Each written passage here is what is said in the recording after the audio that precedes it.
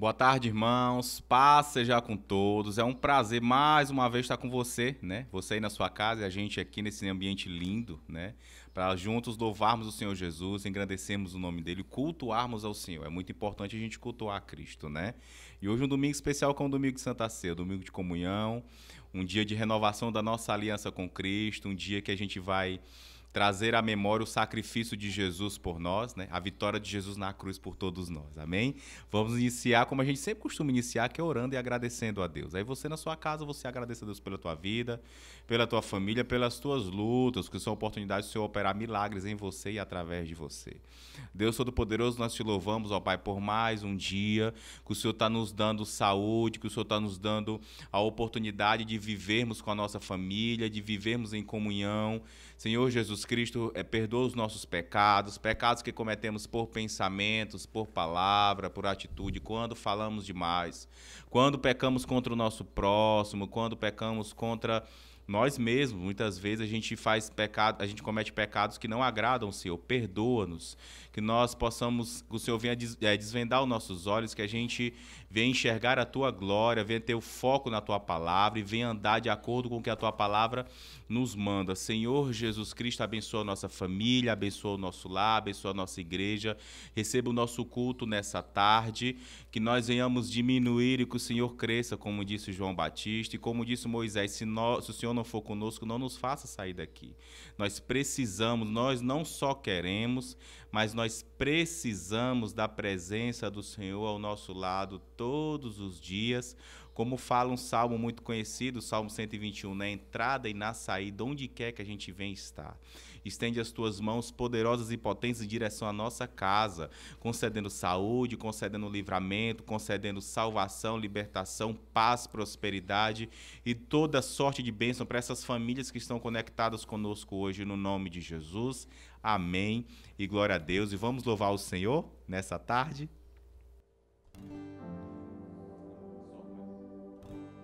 Quero ser como a criança, te amar pelo que é, voltar à inocência e acreditar em ti. Mas às vezes sou levado pela vontade de crescer, torno-me independente e deixo de simplesmente crer.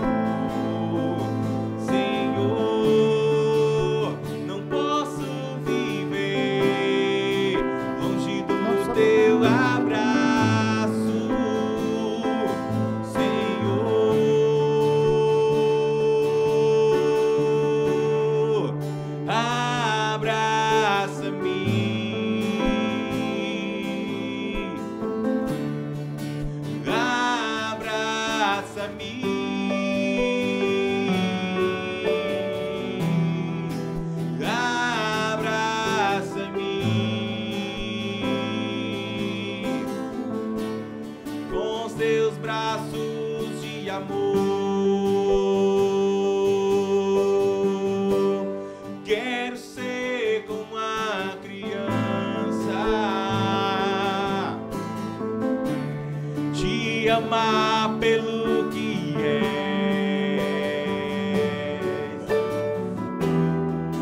voltar à inocência, acreditar em ti.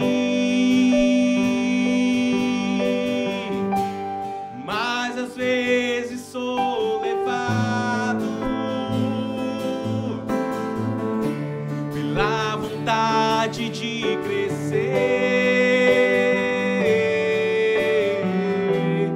torno-me independente e deixo de simplesmente crer.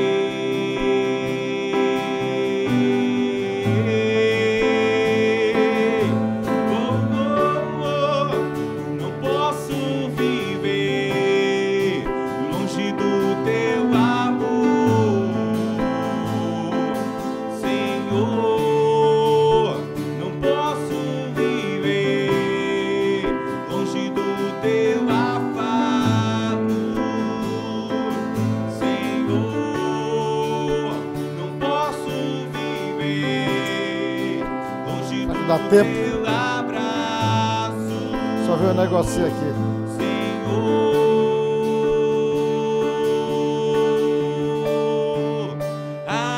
Abraça-me,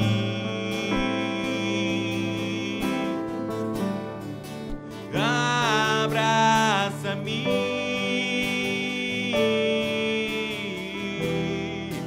abraça-me com os teus braços de amor.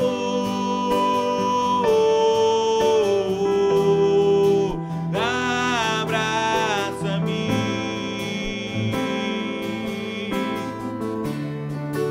abraça-me,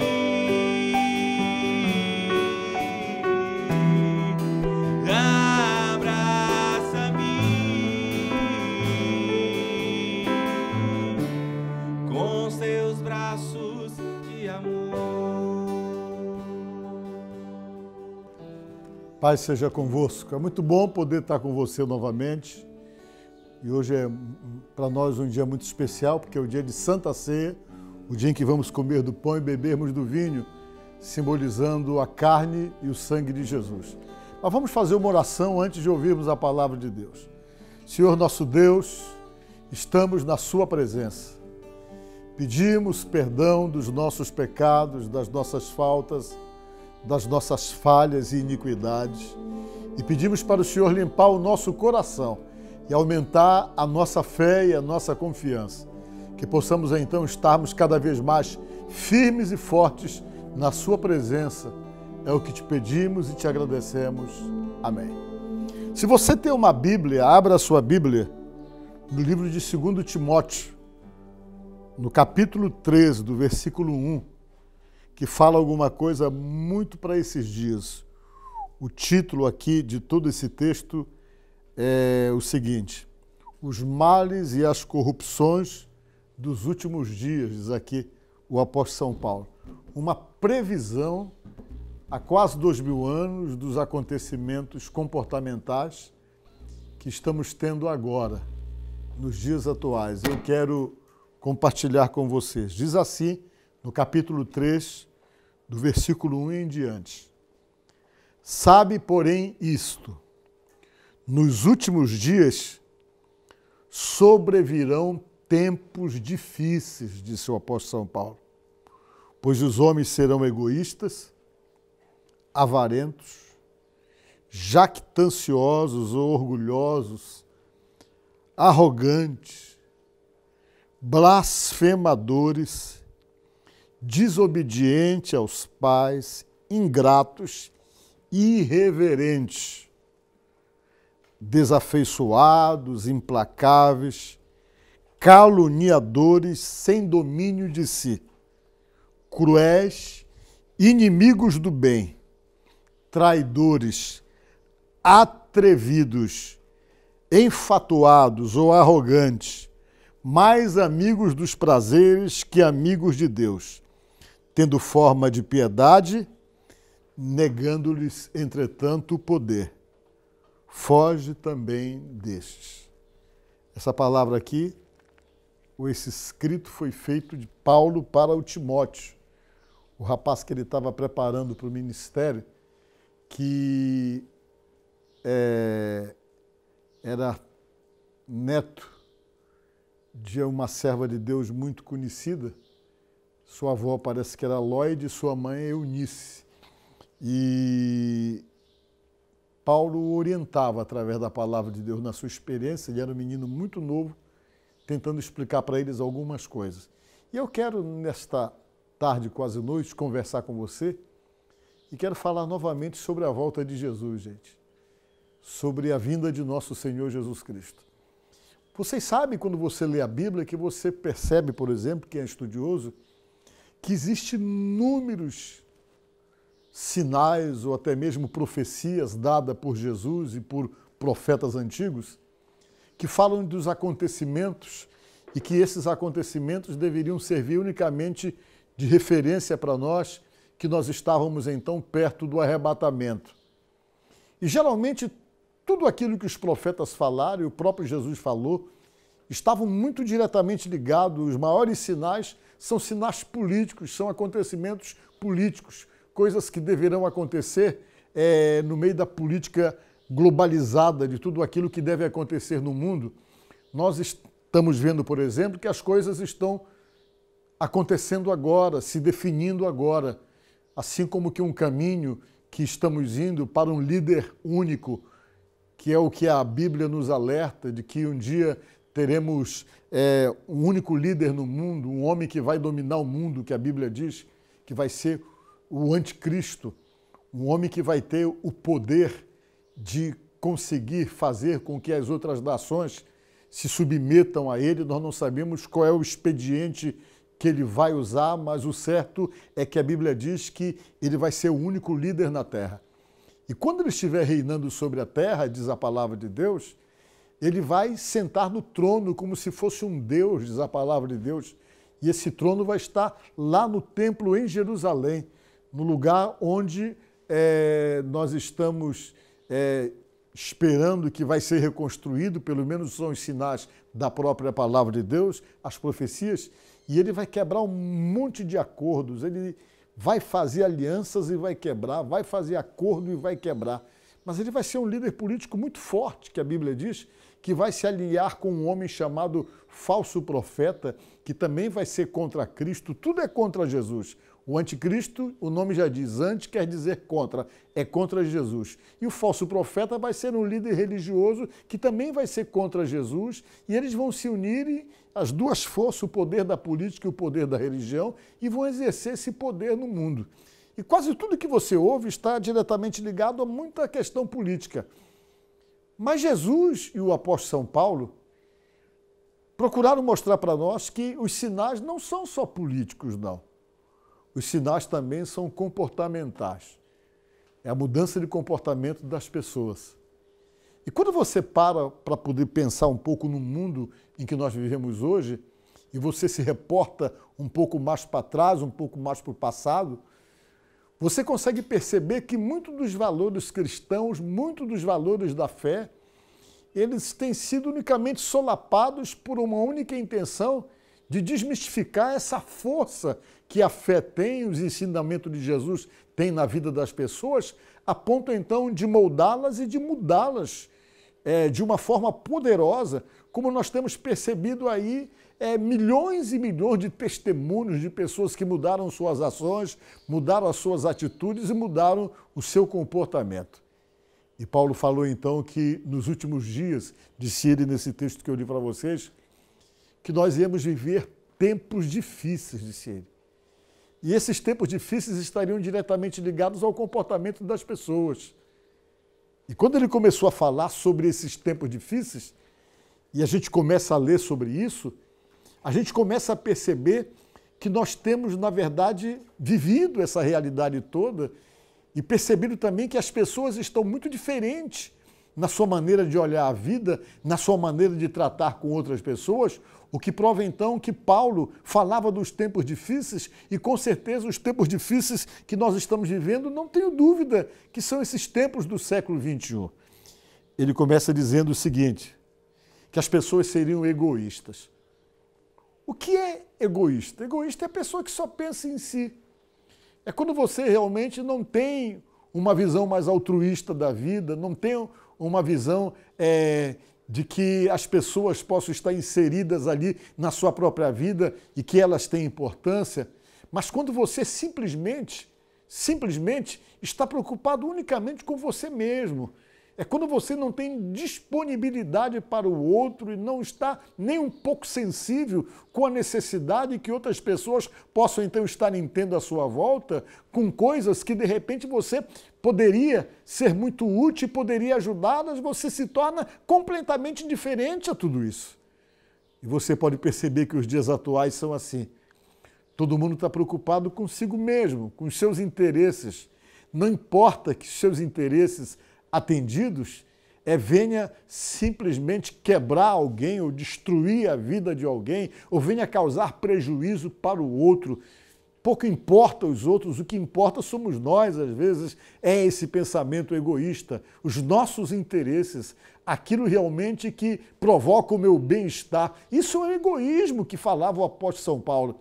E se você for perceber, você vai perceber exatamente isso, que as pessoas, a maioria não estão nem aí, que o mundo não está nem aí, que a política exerce poder ao mundo para que se tenha cada vez mais, e quando se tem muito, ninguém está preocupado com quem não tem.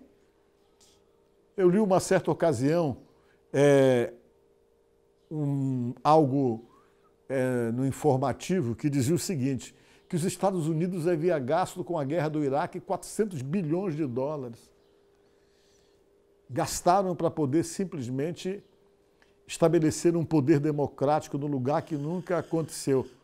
Mas o que é mais chocante no meio de tudo isso é que, às vezes, as nações têm disponibilidade para gastar 400 bilhões de dólares para poder fazer uma guerra, mas ninguém tem disponibilidade para poder gastar 400 bilhões de dólares para erradicar a fome na África e em qualquer outro lugar, que seria um dinheiro que resolveria o problema e impediria milhares e milhões de pessoas de morrerem, mas ninguém está disposto realmente a gastar esse dinheiro em favor de alguém, não se gasta em favor da sua soberania, do seu domínio, da sua demonstração de força, aí se torna interessante, o que prova então aí um dos sinais mais fortes exatamente do egoísmo, da preocupação consigo mesmo.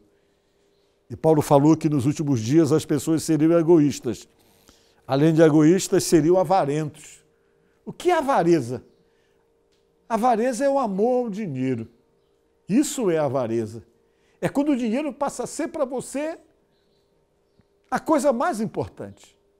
Eu sempre digo que Deus não é contra o dinheiro, não é contra você ganhar dinheiro, não é contra você ficar rico. Você não vê nenhum texto na Bíblia que proíba você de ficar rico. Pelo contrário, nós até encontramos textos em que Deus realmente promete nos abençoar a ponto de podermos então ficarmos ricos, claro, batalhando pela nossa vida, honrando as nossas próprias conquistas e o nosso próprio esforço. Mas o grande problema que existe dentro dessa questão da avareza é que quando a pessoa ama o dinheiro, ele simplesmente passa a colocar o dinheiro acima de tudo.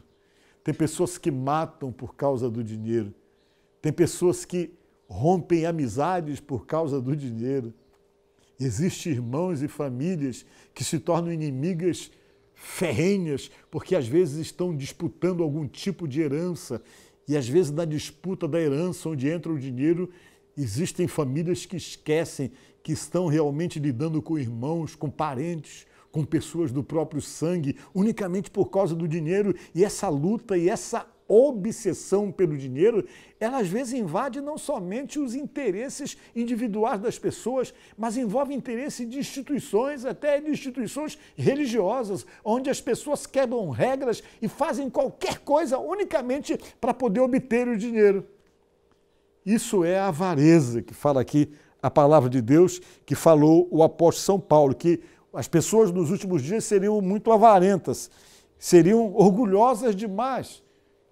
Aquela necessidade de tentar demonstrar que conseguiram, que foram e que têm e que estabelecem em si um autoconceito elevado de si mesmo, se tornam orgulhosas, que é uma das coisas que nós percebemos muito nos dias de hoje.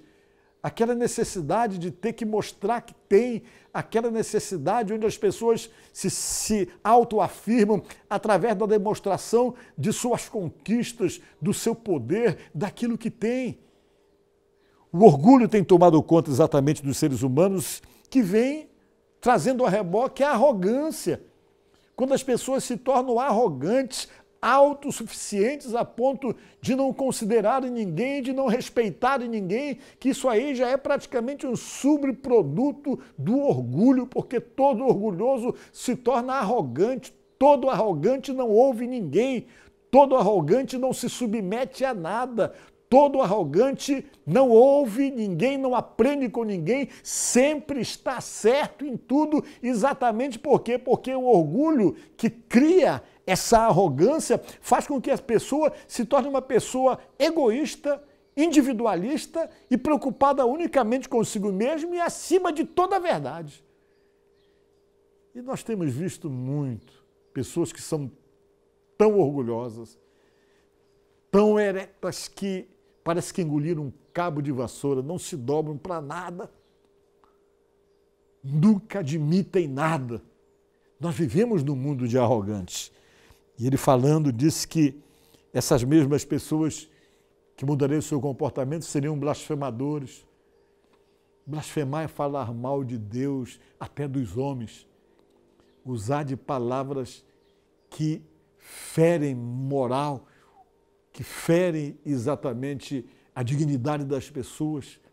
Pessoas que blasfemam contra Deus, no alto da sua arrogância, desfazem de Deus, banalizam valores espirituais importantíssimos estabelecidos pelo próprio Deus, passam então a serem banalizados unicamente porque a pessoa perdeu o respeito de tudo e tornou-se um blasfemador. Paulo falou que as pessoas seriam assim nos tempos difíceis. Disse mais ele ainda, que seriam desobedientes aos pais. Você pode perceber, você que está me assistindo agora, você que foi criança nos anos 70, ou quem sabe até mesmo nos anos 80, você tinha uma outra forma de lidar com seus pais, de lidar com os mais velhos. Claro que tudo isso tem exceção. Eu me lembro que as pessoas que foram crianças nos anos 70, 80, sem tentar generalizar, que toda regra tem suas exceções, eles tinham uma outra forma de lidar com seus pais. Existia o quê? A postura do respeito, a postura da consideração.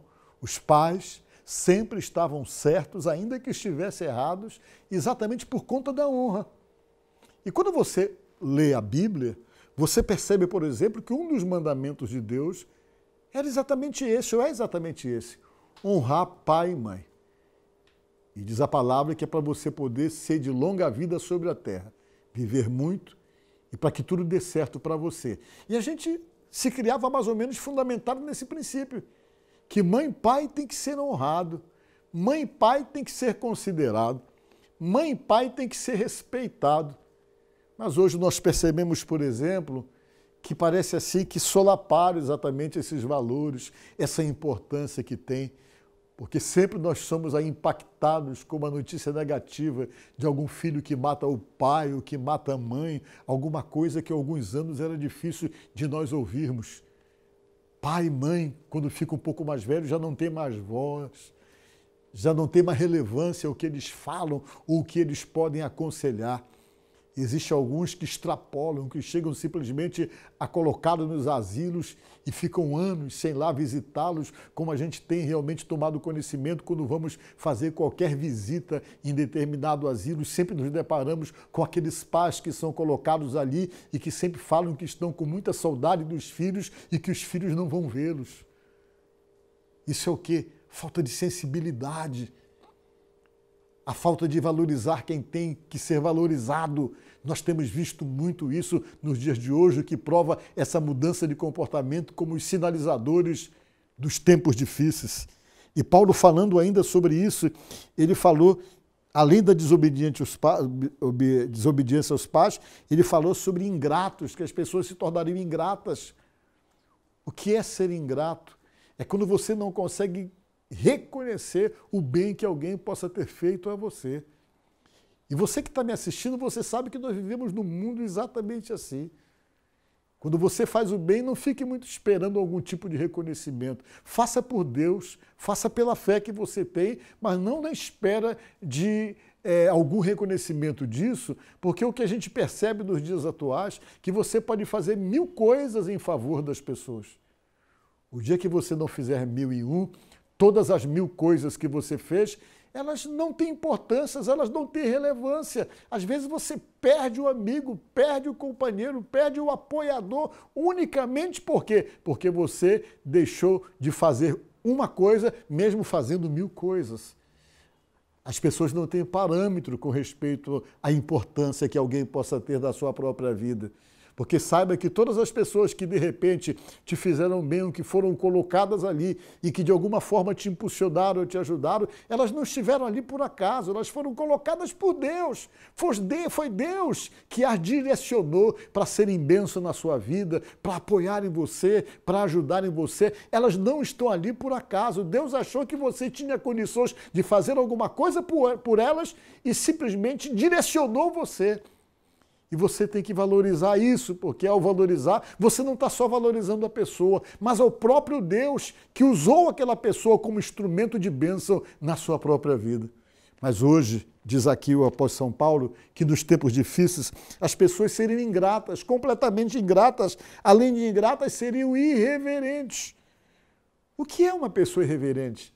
Além da falta do respeito, uma pessoa irreverente, ela não respeita, acima de tudo, o direito do outro, o direito da outra pessoa. E hoje nós percebemos essa irreverência das palavras, percebemos essa reverência na atitude que as pessoas têm, falta de respeito a Deus, falta de respeito aos mais velhos, falta de consideração com as pessoas com as quais você tem que ter consideração, às vezes pela situação, pela postura, pelo estado em que se encontra. Uma certa vez eu estava num ônibus e de repente entrou no ônibus uma moça gestante, grávida, com a barriga bem grande. E eu estava ali prestando atenção em tudo e vi que o rapaz estava sentado numa cadeira. Quando ele viu que a moça gestante entrou no ônibus, ele começou a fazer que estava dormindo, exatamente para poder não dar o lugar para ela. Isso é falta de reverência. Tem gente que faz isso quando percebe um idoso entrar no ônibus, ele também, de uma forma irreverente, inventa qualquer coisa, mas ele não dá o lugar dele. Por respeito à idade, imagine com Deus. Tem pessoas que não têm reverência a Deus. Acho que tem que lidar com Deus de qualquer jeito, como lida com qualquer pessoa. Você tem que ter reverência a Deus. Tem que tomar cuidado com as coisas que você fala. Você tem que tomar muito cuidado quando entra na casa de Deus. Cuidado com as coisas que saem da sua boca, cuidado com as atitudes que tem, porque tudo pode ser interpretado como uma falta de reverência que está diretamente ligado ao respeito, à importância que as pessoas têm lá, seja qual for, os motivos pelos quais elas se tornam importantes. Mas às vezes nós não somos reverentes. As pessoas se tornam mais reverentes com seus ídolos do futebol ou ídolos da música e não conseguem ter a mesma reverência com Deus. Você está me entendendo? E ele disse que nos últimos tempos nós teremos esse problema da falta da reverência. Seriam irreverentes, que as pessoas seriam, diz ele no versículo 3, desafeiçoados, sem afeição. Desafeiçoado é aquela pessoa que não se apega mais a ninguém. É frio, não consegue ter comportamento afetuoso, não consegue ter comportamento de carinho. E tem pessoas que são tão desafeiçoados que nem com os pais ele consegue ser afeiçoado. Tem afeição. Nem com os pais ele tem atitude de ternura, atitude de afeto. Às vezes é grosseiro com o pai, é grosseiro com a mãe. Só fala gritando, só responde nos gritos, na irreverência, no desrespeito, no comportamento demonstrado na falta de afeição. E Paulo falou que essas coisas seriam recorrentes, seriam comuns nos tempos difíceis, que são os tempos que eu acredito que nós estamos vivendo. Ele falou então que as pessoas seriam irreverentes, desafeiçoadas, seriam implacáveis, duras. Seriam duras, muito duras, inflexíveis. Isso é o significado da palavra implacável. Seriam caluniadores. Falariam coisas que não eram verdade sobre pessoas. Que isso seria uma coisa comum. Hoje nós vivemos isso. No mundo que nós vivemos, no mundo online, no mundo do século XXI, no mundo da internet. O que prevalece são as narrativas, ainda que elas sejam mentirosas, que venham denegrir, que venham destruir com a vida de pessoas. As pessoas falam sem certeza de nada, caluniam, e isso tornou-se comum, tão recorrente, que logo tem que estar correndo para tentar corrigir coisas que falam e às vezes nem resolvem, porque o mundo que nós vivemos hoje, o mundo online, as coisas acontecem tão rápido e se espalham de uma maneira tão violenta que às vezes você não consegue corrigir os prejuízos que lhe causam uma calúnia, que é o mundo que nós estamos vivendo hoje, que as pessoas seriam caluniadoras.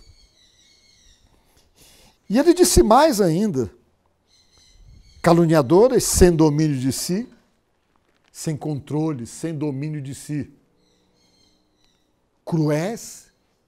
Crueldade vem como maldade, onde você não se permite a misericórdia, não se permite a bondade, mas a sua crueldade, ela supera a sua tolerância, a sua paciência ou a sua misericórdia.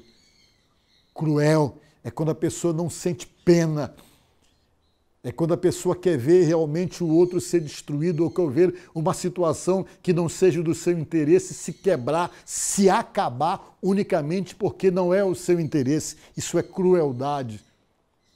É crueldade. É o que a gente percebe hoje. É quando você realmente vê as pessoas sofrendo e pode ajudar e não ajuda. É quando você tem a solução na mão, tem um remédio para dar, para não deixar aquela pessoa morrer, mas você não dá. Isso se chama crueldade. As pessoas seriam cruéis, inimigas do bem. Será que você não tem percebido isso? Nós vivemos numa época em que o errado parece que está certo, gente. Tem pessoas que são tão inimigas do bem que as coisas boas, elas são contrárias, as coisas ruins, elas são favoráveis.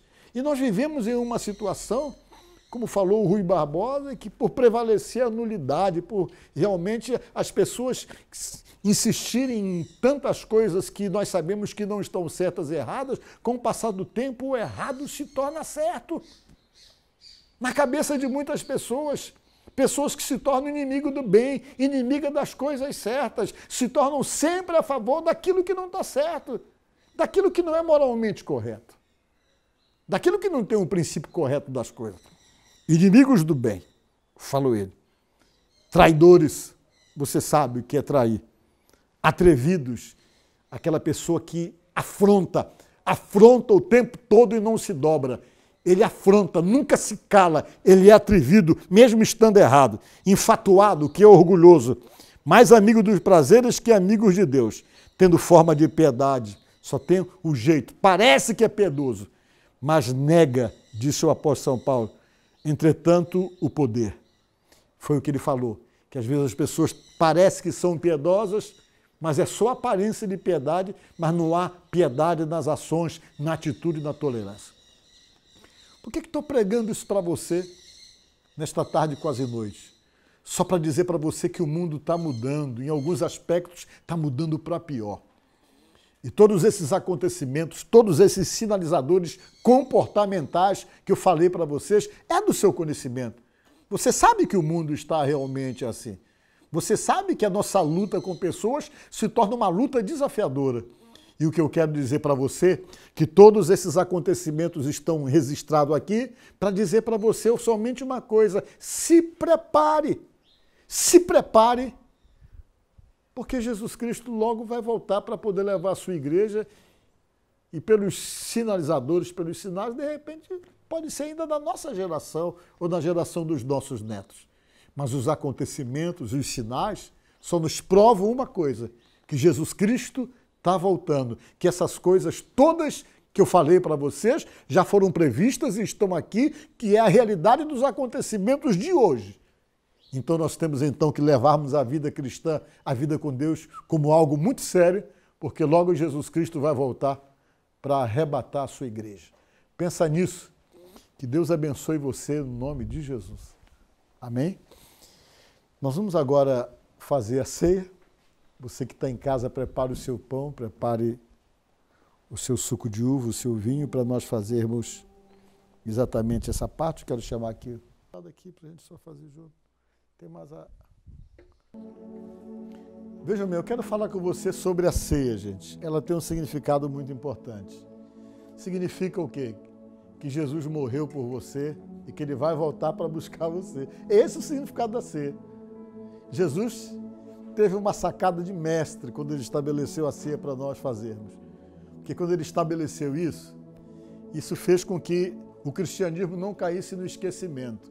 Você vê, por exemplo, já se passaram 2020 anos que Jesus Cristo passou aqui na Terra. E a gente continua falando dele direto. Ninguém esqueceu.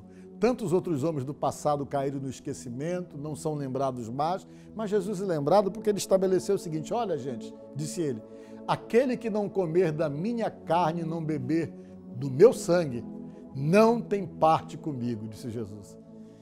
Querendo dizer para você participar, porque todas as vezes que você participasse, sabe o que ia acontecer? Você ia se lembrar dele, que ele morreu e que ele falou que vai voltar. Por isso que a gente lembra até hoje. Agora, quem é que pode participar da ceia? Essa é uma pergunta que eu mais escuto. Olha, quem pode participar da ceia é todos aqueles que estão resolvidos com Jesus, que tomaram uma decisão e que toda essa prática fazem parte da sua própria vida porque ele crê, porque ele compreende, porque ele entende isso aqui. Você está entendendo? Isso numa linguajar para ficar mais claro. Não pode participar, diz a Bíblia, quem não consegue discernir. Discernir é compreender, é entender, né? Então, veja, quando você consegue discernir, compreender por que você está fazendo e a razão pela qual você está fazendo, depois de ter compreendido tudo e fechado uma aliança com Jesus. Por que fechar a aliança com a decisão? Porque só está em comunhão com Jesus quem toma uma decisão de ser seguidor dele, gente. Se você não tomou a decisão, você não está em comunhão. O que é comunhão? Está em comunhão, está em acordo.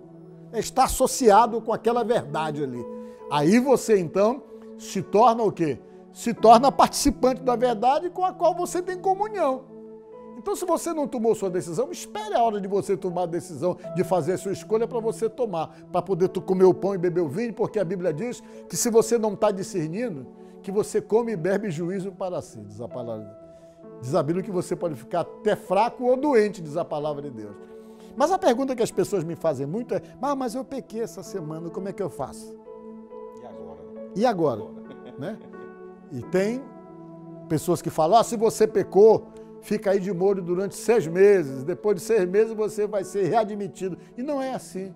O que apaga pecado não é tempo, é confissão e arrependimento. Seja qual pecado for, você confessou e se arrependeu, você está apto a participar. E olha, você tem que estar confessando todo dia os seus pecados, porque sempre sai uma palavra errada ali, às vezes um momento dominado por uma situação de pressão, você fala besteira, às vezes você se chateia com alguém e diz alguma coisa que não é para dizer. Sempre você tem alguma coisa para confessar.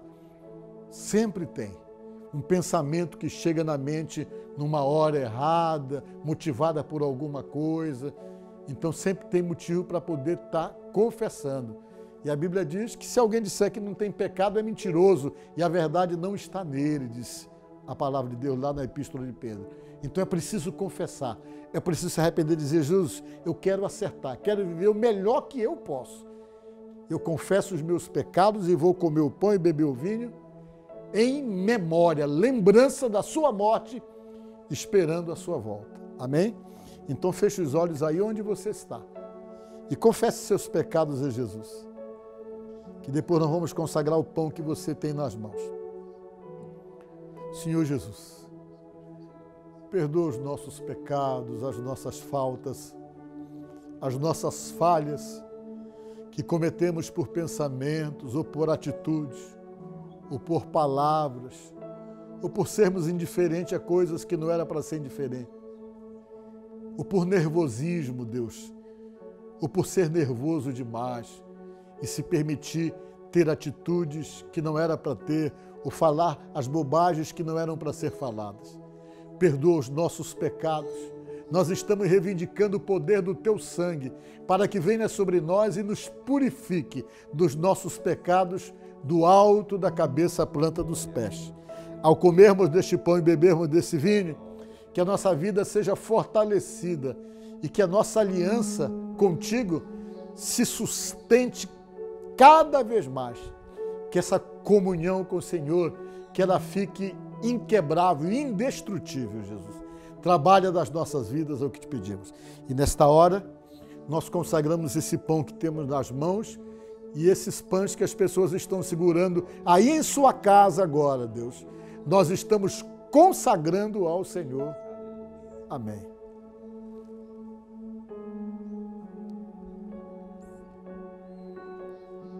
E diz assim a palavra de Deus: e tendo dado graças, o partiu e disse: comei, esse é meu corpo que é comido por vós. Pode comer.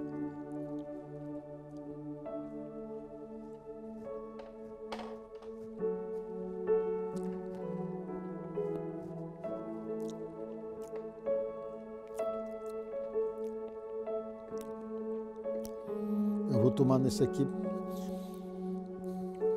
porque senão fica muito pequenina dela.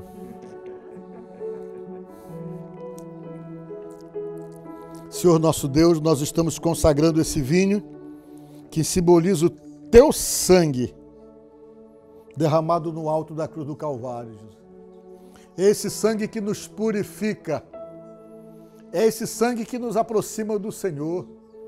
Foi esse sangue derramado que nos purificou dos nossos pecados e que quebrou toda a dificuldade que existia entre nós e Deus e fez essa aproximação. Por isso nós consagramos, Jesus, o vinho em teu nome. Amém. Obrigado, pastor. E disse: tomai. Vamos tomar junto.